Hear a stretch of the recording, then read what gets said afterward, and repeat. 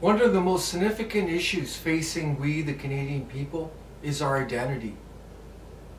There are globalist forces with willing participants who are pushing a global mosaic on us, in which we will eventually have no distinct identity, no distinct heritage, and no distinct cultural norms.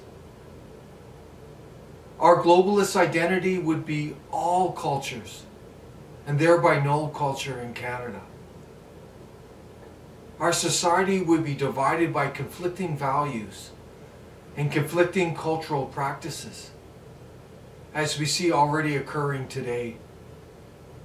Our borders would be wide open, and migrants and refugees would enter Canada as a right rather than a privilege, as again we see occurring today.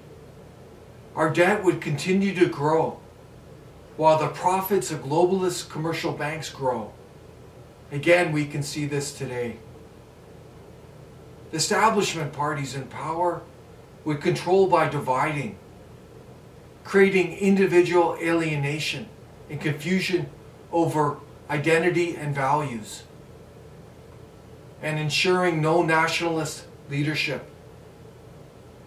Canada as we know it would resemble something like the United Nations. Our national anthem and flag would lose relevance. Our military would be used for globalist forces rather than protecting the Canadian people and our borders. This does not have to be. We have a choice.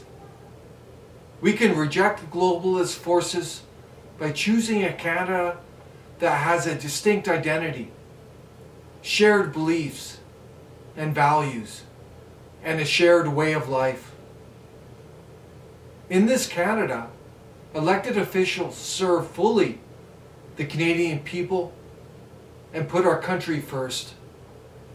Honesty and truthfulness in the form of political incorrectness becomes the norm.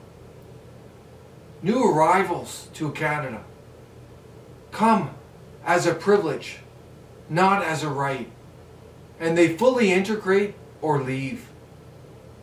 Our national anthem returns to our schools, and our military receives the funding it so desperately needs. And our public discourse becomes patriotic and united. Canada needs to once again become a place we call home, a place we cherish, a place we feel safe, a place we guard over for ourselves and our children. Our way of life is at stake.